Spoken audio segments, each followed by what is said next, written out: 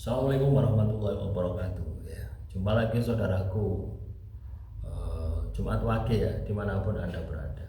Ya, kajian materi kali ini adalah 10 sebab ya. 10 sebab anda ini ya sulit untuk bisa sembuh dari gangguan sihir. Yang pertama, masih ada pintu masuk energi negatif terbuka. Pintu masuk energi negatif itu apa? Ya segala sesuatu yang membuat anda dosa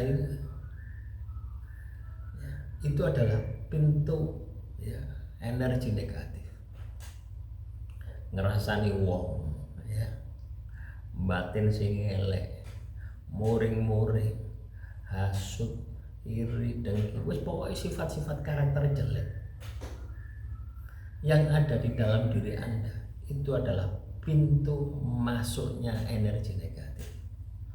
Nah, kalau pintu masuknya terbuka satu saja, ya, maka Anda pun juga rentan terhadap gangguan sihir. Yang kedua, tidak percaya atau ragu-ragu dalam proses penyembuhan.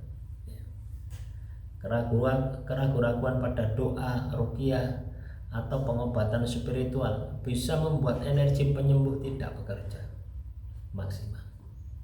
Misalkan ya, saya memahari garam ya, anda itu ragu-ragu, sebaiknya anda usah ya.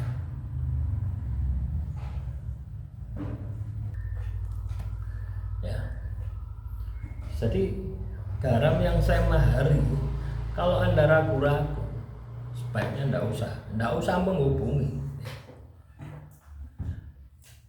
Kenapa? Tidak akan pernah berhasil. Siapapun itu, Anda datang kemanapun ya, kalau Anda ragu-ragu di awal, sebaiknya Anda usah.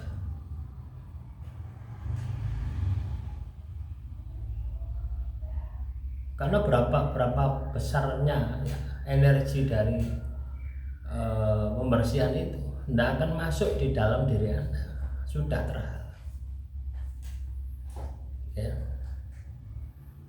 Jadi kalau misalkan ini sama saja dengan ketika kita ini sudah mengambil sebuah keputusan, pertanggungjawaban. Ya. Jangan ketika Anda sudah ngomong A, ya, terus ganti B, ganti C, ganti D, tidak akan pernah berhasil. Itu, ya. Nah, selanjutnya 3, pelaku sihir memakai media yang kuat. Ya. Semakin kuat medianya juga susah dilepaskan tanpa penanganan yang setara ya. Nah, ini juga benar ini ya.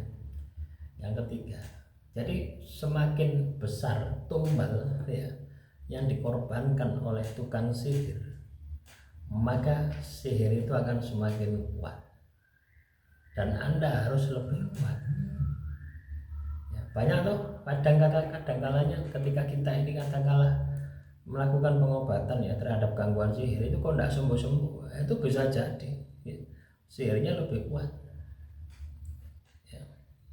Karena di dalam dunia makhluk halus itu hukum rimba ya. Siapa yang kuat dia yang menang gitu ya. Ya, jadi kalau Anda terkena gangguan sihir, Anda harus lebih kuat daripada sihir itu sendiri. Tentunya hal-hal yang sifatnya positif. Ya, yang keempat ya, adanya ikatan energi atau perjanjian gaib di masa lalu. Misalnya keluarga pernah melakukan perjanjian leluhur, pesugihan, atau memakai kodam yang sekarang menjadi sumber gangguan. Ini juga bisa terjadi ya. Banyak juga yang saya analisa ya. Banyak juga yang saya analisa itu ya, masalah-masalah teman-teman yang pesan garam ya, itu pesugihan. Ada yang pesugihan ya. Saya melihat itu rumahnya mewah, sudah tidak masuk akal, rumahnya tidak masuk akal, tapi itu warisan ya, tinggalannya, ibarat dia meneruskan. Ada yang seperti itu ya. Ada juga yang sering ilmu juga ada. sering menggunakan ilmu, sini mempelajari ilmu, ya. Jadi perjanjian gaib semacam ini dengan sihir itu beda, ya. Lebih sulit perjanjian semacam ini untuk melepaskan daripada gangguan sihir, ya, karena itu tadi ada keterikatan batin. Selanjutnya 5, korban memiliki jiwa yang lemah atau tidak terlindungi secara batin. Orang yang sering merasa takut, pesimis, ya, kehilangan arah hidup akan lebih disusupi oleh energi-energi negatif. Ya, jadi kalau teman-teman Jumat Wage itu, ya, mengalami hal kondisi semacam itu, ya, otomatis, ya, Anda akan mudah terkena gangguan sihir. Anda akan mudah terkena gangguan loh, santet dan sejenisnya.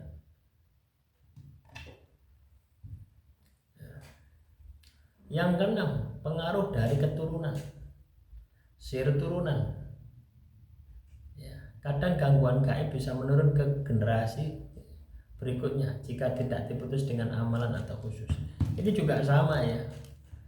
Dari pesugihan yang berasal dari leluhurnya, ini juga bisa. Kenapa kok bisa? Harusnya kan pertanggungjawabannya itu nafsi-nafsi gitu, ya. Pertanggungjawabannya kan individu.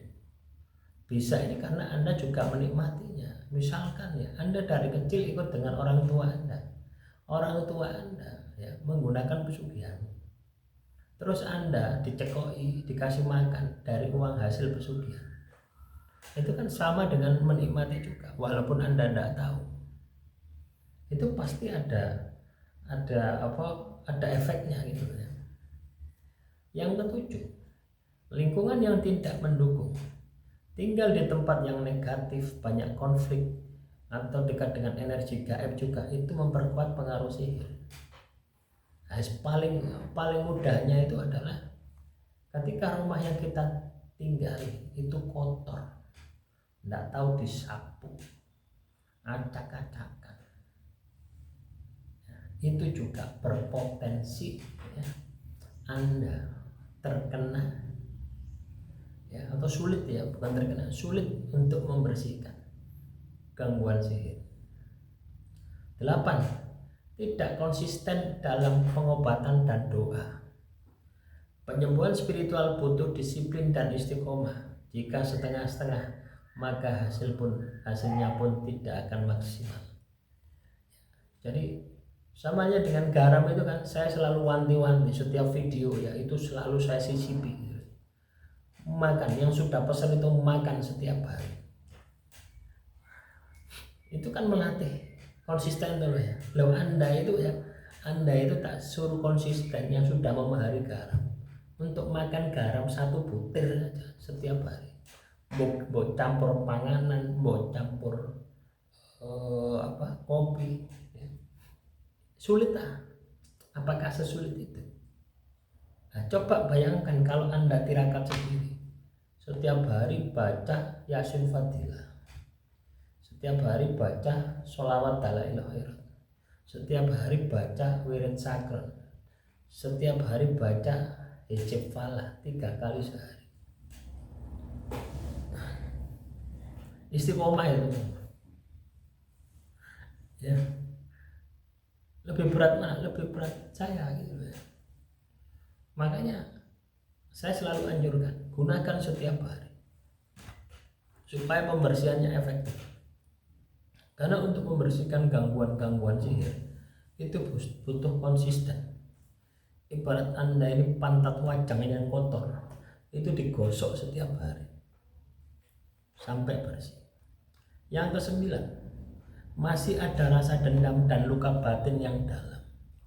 Sihir sering nempel pada energi luka. Jika korban belum berdamai dengan masa lalu, maka sulit untuk sembuh total. Jadi kebencianmu, ya, dendammu itu bertubi-tubi, ya. Kebencianmu, dendammu itu bangkit, ya. Ini juga salah satu penghambat ya. Salah satu penghambat Anda ini untuk membersihkan gangguan sihir. Ya. Dan biasanya orang yang terkena gangguan sihir itu selalu terlintas ya. Selalu terlintas orang yang pernah yang berseteru dengan Anda, orang yang menyakiti Anda. Ya itu tukang sihirnya. Artinya aktor intelektualnya pelaku ya dukun. Ya, coba bayangkan kalau Anda tahu yang menyihir Anda, apakah tidak tambah sulit Anda untuk melepaskan dendam? Sulit pol. Ya, 10 tidak ada pelindung diri, doa, amalan, pagar gaib.